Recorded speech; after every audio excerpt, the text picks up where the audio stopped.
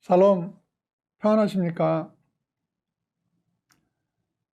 어제 안드레 얘기를 할 때 안드레는 사람이든 문제든 예수님께 가지고 나오는 사람이라고 말씀을 드렸죠. 그래서 그의 형제 베드로를 예수님께로 인도했고 광야에서 오병이어를 들고 예수님 앞으로 나온 것에 대해 말씀을 드렸는데, 오늘은 그 세 번째로 헬라에서 온 이방인들을 예수님께로 인도합니다. 요한복음 12장 20절에서 22절 말씀입니다. 명절에 예배하러 올라온 사람 중에 헬라인 몇이 있는데 그들이 갈릴리 벳세데 사람 빌립에게 가서 청하여 이르되 선생님이여 우리가 예수를 배웠고자 하나이다 하니 빌립이 안드레에게 가서 말하고 안드레와 빌립이 예수께 가서 여짜오니.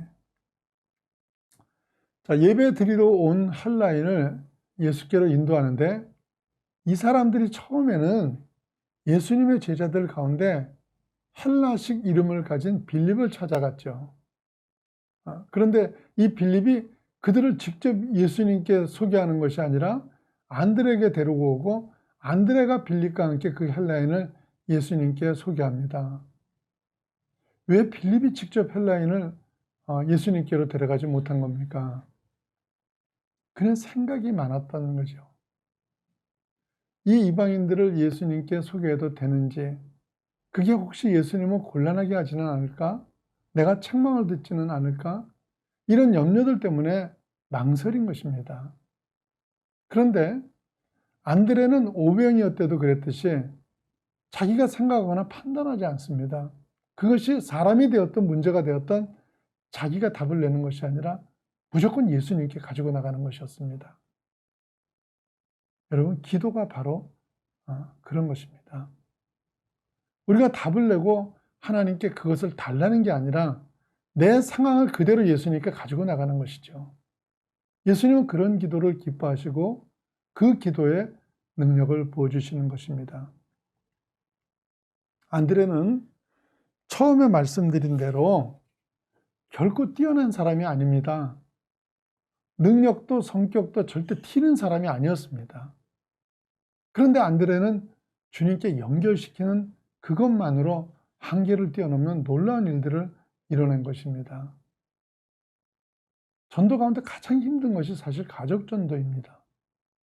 그런데 안드레는 자기 형 베드로를 예수님께 연결시킴으로 최초의 가족 전도를 한 것입니다.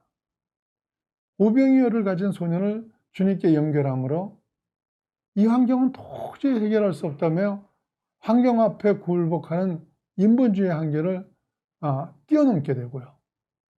헬라인을 예수님께 소개함으로 최초로 인종의 한계를 뛰어넘었던 것입니다. 안드레는 한 번도 자신의 능력을 자랑한 일이 없습니다. 자기 이름이 드러나기를 바란 일도 없습니다. 베드로처럼 남들이 다 주님을 배신하고 떠나도 나만은 다를 것이라며 자기 믿음에 대해서 큰소리 쳐본 일도 없습니다. 그가 한 일은 오직 어떤 문제가 되었던 사람이 되었던 그것을 하나님께로 인도하는 그것뿐이었습니다. 그런데 사실 신자는 그것이 가장 큰 능력이 되는 것입니다. 실제로 하나님의 일을 해보면 자기 실력과 능력이 있어서 그것으로 일을 하는 사람은 그다지 좋은 열매를 맺지 못합니다. 실력이 똑똑한 사람보다는 어떤 문제가 되었던 그것을 하나님께로 가지고 나오는 사람이 가장 귀한 사람입니다. 그리고 그런 사람이 있으면 주변을 많이 편안하게 해줍니다. 옛날에 초등학교를 다닐 때 수업 중에 화장실에 가고 싶어도 발을 비비꼬면서도 말 못하는 아이들이 있습니다. 이럴 때 꼭 선생님 얘 화장실 가고 싶대 하고 말해주는 아이가 있습니다. 그래서 화장실 가게 된 아이는 얼마나 편하겠습니까? 얘 머리 아프대요. 얘 배 아프대요. 이런 말을 꼭 하는 아이가 있는 줄 아시죠? 꼭 같은 것은 아니지만 안드레가 아마 이런 타입의 사람이었던 것 같습니다. 그런 안드레를 많은 사람들이 좋아했기 때문에 그가 마케도냐의 파트로스라는 곳에서 십자가에 매달렸을 때 그를 살려달라는 사람들의 너무나 많은 청원들이 있게 됩니다. 그래서 매달린 지 3일 만에 십자가에서 풀려났지만 몸 안에서 너무 많은 피를 쏟았기 때문에 결국은 죽게 돼요. 그렇지만 많은 사람들의 사랑과 존경 속에서 세상을 떠나게 됩니다. 말씀을 정리하겠습니다. 하나님 백성의 가장 큰 능력은 문제든 사람이든 하나님 앞으로 가져오는 데 있습니다. 예수님과 연결이 되면 다 해결되고 다 변화가 됩니다. 그리고 부작용이 없습니다.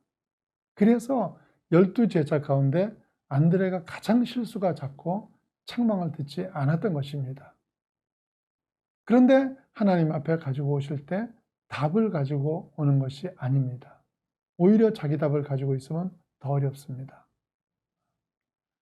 사랑하는 여러분은 하나님이 모든 문제 해결임을 아는 가운데 하나님께 맡기는 사람이 되십시오.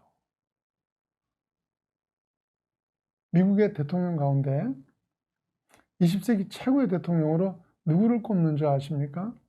놀랍게도 영화배우 출신에다가 정치 전문가도 아닌 로널드 레이건입니다. 그를 여러 번 만났던 영국 수상 마가렛 대처가 이런 말을 했습니다.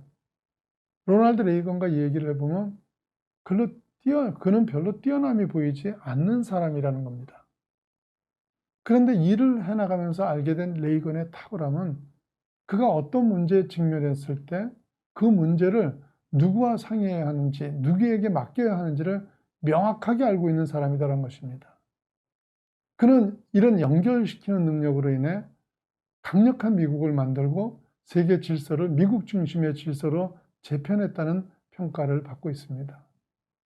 하물며 세상 일로도 이런데 하나님 백성이 하나님께 자기 일을 맡길 때 어떻겠습니까? 주님은 여러분의 모든 사정을 여러분보다 더 잘 알고 계십니다. 그 주님이 내 모든 무거운 짐을 다 내게로 가져오라고 하지 않습니까? 모든 짐을 주께 내려놓으십시오. 안드레처럼 어떻게 될지는 모르지만 그래도 모든 문제 해결은 오직 주님께만 있다는 믿음으로 주님 앞으로 나오십시오. 알기는 알지만 그렇게 하지 못하는 이유가 무엇인지 압니까? 그러면 모든 것이 무너지고 모든 것이 끝장날 것 같아서 그런 거 아닙니까? 그런데 사실은 거꾸로 알고 있는 거예요. 지고 있으면 더 어려워지고 더 무너집니다. 인생의 문제는 머리 쓴다고 풀리는 것이 아닙니다. 내 인간 내 능력으로 되는 것이 아니라 주님을 의지할 때 풀리는 것입니다. 모든 문제 해결은 우리의 실력이나 집념에 있는 것이 아니라 온 우주를 창조하시고 지금도 온 우주를 주관하고 계시는 하나님의 손 안에 있습니다. 그 하나님께서 말씀하십니다. 베드로전서 5장 7절입니다. 너희 염려를 다 주께 맡기라. 이는 그가 너희를 돌보심이라. 맡기는 것이 믿음이고 능력입니다. 더 이상 내 지식, 내 판단으로 사는 것이 아니고 안드레와 같이 맡기는 믿음으로 신앙의 진짜 능력을 체험하시길 예수님 이름으로 축원합니다.